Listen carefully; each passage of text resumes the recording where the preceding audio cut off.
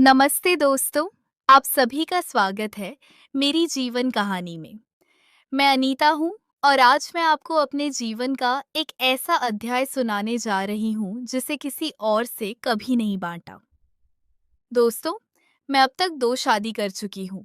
मेरी पहली शादी बस 21 साल की उम्र में हुई थी। मेरे पति का नाम रोहित था। रोहित से मिलकर ऐसा लगा था जैसे जिंदगी सजने लगी हो। लेकिन हमारे सुहाग के मात्र 6 महीने बाद ही एक भयानक कार दुर्घटना में मैं उन्हें हमेशा के लिए खो बैठी। जिस उम्र में लड़कियां अपने सपनों के महल सजाती हैं, वह मैं विधवा के काले कपड़ों में सिमट गई। घर वालों के लिए मैं सिर्फ एक बोझ बन गई थी। 2 साल बीते, मेरे आंसू सूखे नहीं थे कि परिवार वालों ने मेरी दूसरी शादी करने का फैसला किया। मेरे दूसरे पति का नाम राजेश है। राजेश मेरा पति, जो उम्र में मुझसे 24 साल बड़े थे। इसका मतलब वह अब भी जवान नहीं था। उसकी उम्र बहुत ज्यादा थी, जिस वजह से वह मुझे कभी वह खुशी नहीं दे पाते जो एक नई नई दुल्हन को चाहिए होता है। उनके साथ मेरे नए जीवन की शुरुआत हुई। एक प्रतिष्ठित व्यापारी, बड़ा बंगला, पैसे की कोई कमी नहीं, लेकिन मेरी आत्मा के खाली कोनों को भरने वाला कोई नहीं था। मेरी माँ हमेशा कहती, अनीता बेटी, तुम्हारे लिए तो भाग्यशाली हो कि राजेश जी जैसे अच्छे घराने में दूसरी शादी हो गई। लेकिन वह क्या जाने कि सोने के पिंजरे में भी पंछी घुटन महसूस करता है। राजेश मेरा पति अक्सर काम में व्यस्त रहते। रात को घर आते तो बस खाना खा लिया पूछकर अपने कमरे में चले जाते। कभी कभी तो महीनों विदेश यात्रा पर रहते। उनके होते हुए भी मैं अकेली थी। एक औरत की जो शारीरिक और भावनात्मक जरूरतें होती हैं, उन्हें कौन समझे। तो घर में काम के लिए सविता आंटी थी। वो सब काम संभालती थी और मैं अपने खाली समय में सिर्फ टीवी सीरियल देखकर या फोन पर फिल्में देखकर अपना मन बहलाती। जिंदगी ऐसे ही चल रही थी जब अचानक सब कुछ बदल गया। एक दिन सविता आंटी ने फोन किया और बोली, मेम साहब, मेरी तबीयत ठीक नहीं है, आज नहीं आ पाऊंगी। तो मैं बोली, कोई बात नहीं आंटी, आप आराम करें। फिर सविता आंटी बोली, लेकिन मेम साहब, काम का क्या होगा? मैं अपने बेटे विशाल को भेज दूंगी, बड़ा समझदार है, सारा काम अच्छे से कर लेगा। उन्होंने प्रस्ताव रखा। अगले दिन सुबह डोरबेल बजी। जब मैंने दरवाजा खोला, मानो समय थम सा गया। मेरे सामने खड़ा था एक युवक, लंबा, गठीला और आकर्षक चेहरा लिए। उसके काले बाल, गहरी आंखें और मुस्कुराते होठ देखकर मेरा दिल तेजी से धड़कने लगा। नमस्ते भाभी जी, मैं विशाल, माँ ने भेजा है, उन्होंने बताया होगा। उसकी आवाज में एक मधुरता थी जो मेरे कानों में रस घोल गई। तो मैंने अपने आप को संभाला और कहा, हाँ हाँ, आओ अंदर। सविता आंटी की बेटे विशाल ने अपना काम शुरू किया। वह सविता आंटी से भी ज्यादा कुशलता से घर के काम निपटा रहा था। मैं चाहकर भी उससे नजरें नहीं हटा पा रही थी। जब वह झुककर फर्श साफ करता, उसकी मांसपेशियां कमीज के नीचे से उभरती। जब वह पानी पीता, उसका गला ऊपर नीचे होता। हर छोटी हरकत मुझे मोहित कर रही थी। भाभी जी, और कुछ काम है? उसने पूछा नहीं। मैंने हकलाते हुए कहा और फिर अपने आप को संभालते हुए बोली, तुम्हें पता है विशाल, तुम्हारी माँ तो कभी इतनी जल्दी काम खत्म नहीं करती थी। विशाल मुस्कुराया। मैंने खूब मेहनत की है भाभी जी। माँ ने सिखाया है कि अपने मालिक को हमेशा खुश रखो। उसके शब्दों ने मेरे मन में कुछ उत्तेजक विचार जगा दिए, लेकिन मैंने अपने आप को रोका। धीरे धीरे विशाल रोज आने लगा। सविता आंटी की तबीयत में सुधार नहीं हो रहा था। मेरे लिए यह आशीर्वाद था। मैं सुबह जल्दी उठने लगी, अपने बाल संवारने लगी, थोड़ा मेकअप करने लगी, सिर्फ विशाल के आने से पहले तैयार होने के लिए। मैंने अपने कपड़ों पर भी ध्यान देना शुरू किया। कभी गहरी गर्दन वाला सूट, कभी पीठ खुली हुई कुर्ती। मेरी नजरें हमेशा उसकी प्रतिक्रिया देखने के लिए तरसती, लेकिन विशाल जैसे किसी देवदूत की तरह हमेशा सम्मान से पेश आता। एक दिन मेरे पति ने बताया, अनीता, मुझे 2 हफ्ते के लिए सिंगापुर जाना है। एक बड़ा प्रोजेक्ट मिला है। मेरा दिल एक पल के लिए धड़का और मन ही मन में सोची, 2 हफ्ते विशाल के साथ अकेले। मेरे पति ने आगे कहा, वैसे यह लड़का विशाल कैसा है? सविता आंटी के बेटे के बारे में तुमने बताया था। मैंने अपनी भावनाओं को छिपाते हुए कहा, हाँ, बहुत अच्छा काम करता है, सारा घर चमका देता है।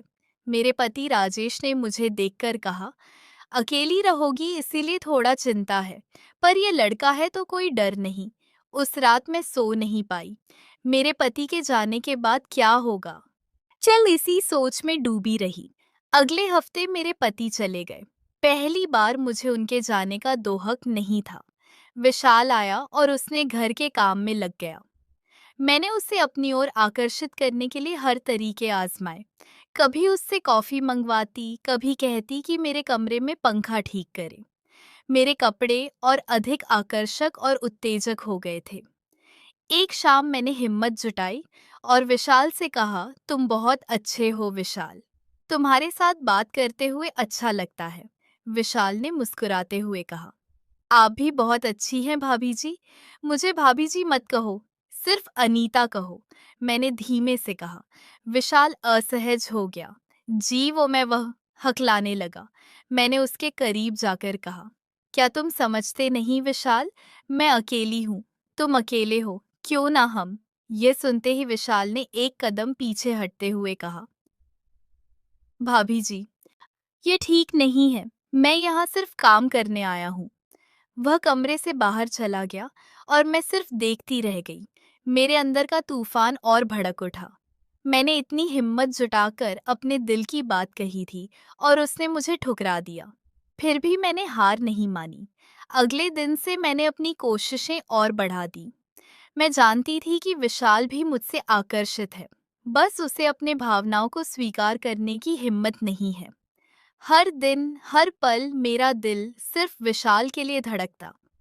मैं उसकी हर हरकत पर नजर रखती, उसके चेहरे पर आती हर भावना को पढ़ने की कोशिश करती। मेरी चाहत थी कि वह स्वेच्छा से मेरे पास आए, मुझे अपनाए। मैंने अपनी सारी शर्म त्याग दी थी और अब मैं एक ऐसे मोड़ पर थी जहां पीछे मुड़ने की कोई राह नहीं थी। विशाल मेरे लिए सिर्फ एक शारीरिक आकर्षण नहीं था, वह मेरे अकेलेपन का साथी था, मेरी आत्मा का पूरक था। लेकिन विशाल हर बार मेरे प्रयासों, श्रेय को नजरअंदाज करता। वह मुझसे दूरी बनाने लगा था। जब भी मैं उसके करीब जाती, वह कोई ना कोई बहाना बनाकर वहां से चला जाता। एक दिन मैंने अंतिम प्रयास किया। मैंने उसे अपने बेडरूम में बुलाया, फिर धीरे से कहा, विशाल, मैं बहुत तन्हा हूँ। मेरा पति मुझसे प्यार नहीं करता। मुझे प्यार और सहारे की जरूरत है। क्या तुम मुझे वह नहीं दे सकते? विशाल चुपचाप खड़ा रहा। उसकी आंखों में एक अजीब सा संघर्ष दिखाई दे रहा था। मेरी सांसें तेज हो गई। क्या इस बार वह हाँ कहेगा? लेकिन विशाल ने सिर्फ इतना कहा, भाभी जी, मैं आपका सम्मान करता हूँ, लेकिन यह सही नहीं है, और वह कमरे से बाहर चला गया। मैं हताश थी। मैंने अपने आप को इतना गिराया था, फिर भी विशाल ने मुझे ठुकरा दिया। मैं अपने बिस्तर पर गिरकर रोने लगी। क्या मैं इतनी बुरी हूँ? क्या मेरे अंदर कुछ ऐसा है जो किसी को भी नहीं भाता? जी, लेकिन मेरे अंदर की आग अभी भी धधक रही थी। मैं विशाल को पाना चाहती थी, किसी भी कीमत पर। मुझे नहीं पता था कि कैसे, लेकिन मैं हार मानने वाली नहीं थी। अगले दिन से मैंने अपना रवैया बदल दिया। मैंने उससे सीधे कुछ नहीं कहा, बल्कि अपने व्यवहार से उसे यह एहसास दिलाने लगी कि मैं उसके बिना अधूरी हूँ। मैं कभी-कभी उदास दिखती, कभी खुश। उसके सामने ऐसे कपड़े पहनती जो उसके मन में हलचल मचा दे। विशाल अब असहज महसूस करने लगा था। मैं जानती थी कि वह भी मेरी ओर आकर्षित है, लेकिन अपने सिद्धांतों के कारण दूर रह रहा है। मेरे मन में एक नई योजना आकार ले रही थी। अब मैं उस युवक को अपना बनाकर ही रहूंगी। एक रात मुझे नींद नहीं आ रही थी। मेरे मन में विशाल के प्रति बढ़ते आकर्षण ने मुझे बेचैन कर दिया था। अचानक मेरे मन में एक विचार आया। शायद अगर मैं उसकी मदद मांगूं, तो वह मेरे करीब आएगा। मैंने अपने आप को साधारण कपड़ों में ढका और रात के सन्नाटे में सीढ़ियों की ओर बढ़ी। मेरा कमरा ऊपरी मंजिल पर था, जबकि विशाल नीचे नौकरों के कमरे में आग रहता था। जैसे ही मैं सीढ़ियों से उतर रही थी, मेरा पैर वास्तव में फिसल गया और मैं गिरने लगी। अयोआ! मेरी चीख पूरे घर में गूंज गई। चंद सेकंड में ही विशाल दौड़ता हुआ आया। उसके चेहरे पर चिंता के भाव थे। भाभी जी, आप ठीक तो हैं? उसने घबराहट से पूछा। मैं दर्द से कराते हुए बोली, मेरा पैर शायद मोच आ गई है। मैं उठ नहीं पा रही हूँ। विशाल ने झुककर मेरे पैर को देखा और फिर कहा, दी, आपको तुरंत कमरे में ले जाना होगा। अगर आपकी इजाजत हो तो। मैंने दर्द भरी आवाज में सिर्फ सिर हिलाकर हाँ कह दिया। विशाल ने धीरे से मुझे अपनी बाहों में उठाया। मेरे शरीर के उसके शरीर से लगते ही मेरा दिल तेजी से धड़कने लगा। मैं उसकी आंखों में देख रही थी और पल भर के लिए मुझे लगा कि उसकी आंखों में भी कुछ था, शायद चिंता से कहीं ज्यादा कुछ। वह मुझे धीरे धीरे सीढ़ियां चढ़ाकर मेरे कमरे तक ले गया। मैंने अपनी बाहें उसके गर्दन के चारों ओर डाल रखी थी और अपना सिर उसके कंधे पर रखा हुआ था। उसका गर्म सांस मेरे चेहरे पर महसूस हो रहा था। मेरे लिए समय जैसे थम सा गया था। मेरे कमरे में पहुंचकर उसने बड़ी सावधानी से मुझे बिस्तर पर लेटा दिया। मैं नहीं चाहती थी कि वह जाए, इसलिए मैंने तुरंत उसका हाथ पकड़ लिया। विशाल, मुझे छोड़कर मत जाओ, मैंने भावुक होकर कहा। कि मैं अकेली महसूस करती हूँ। क्या तुम समझ नहीं सकते कि मुझे तुम्हारी कितनी जरूरत है? विशाल कुछ देर चुप रहा। फिर उसने धीरे से कहा, भाभी जी, आपको डॉक्टर की जरूरत है। मैं अभी डॉक्टर को फोन करके बुलाता हूँ। मैंने उसका हाथ और मजबूती से पकड़ा। नहीं, अभी नहीं, बस थोड़ी देर मेरे पास बैठो। विशाल ने अपना हाथ छुड़ाते हुए कहा, मैं आपकी हालत देखकर बहुत परेशान हूँ। डॉक्टर को बुलाना जरूरी है। और वह कमरे से बाहर चला गया। मैं निराश होकर बिस्तर पर लेट गई। मेरी योजना फिर से असफल हो गई थी। लगभग 2 घंटे बाद विशाल वापस आया, लेकिन अकेला नहीं था। उसके साथ एक महिला थी, सुंदर सौम्य चेहरे वाली, डॉक्टर के कपड़े पहने हुए। भाभी जी, यह डॉक्टर नीलू है। इन्होंने आपको देखने के लिए अपनी क्लिनिक से समय निकाला है। विशाल ने परिचय करवाया। डॉक्टर ने मेरे पैर की जांच की और बोली, क्या आपको ज्यादा चोट नहीं आई है, बस हल्की मोच है। मैं कुछ दर्द निवारक दवाइयाँ दे रही हूँ। 3 दिन आराम करें, सब ठीक हो जाएगा। जब डॉक्टर जाने लगी, मैंने विशाल से पूछा, ये डॉक्टर कौन है? तुम इन्हें कहाँ से जानते हो? विशाल को झिझकते हुए बोला, वो मेरी पत्नी है। भाभी जी, सावंत मेडिकल क्लिनिक चलाती है। मैंने सोचा कि आपकी मदद के लिए इनसे बेहतर कोई नहीं होगा। मैं स्तब्ध रह गई। पत्नी, तुम्हारी शादी हो चुकी है? हाँ भाभी जी, विशाल ने कहा, पिछले साल ही हमारी शादी हुई थी। नीलू मेरी पत्नी डॉक्टर है और मैं जब तक अपनी पढ़ाई पूरी करता हूँ तब तक घर खर्च में मदद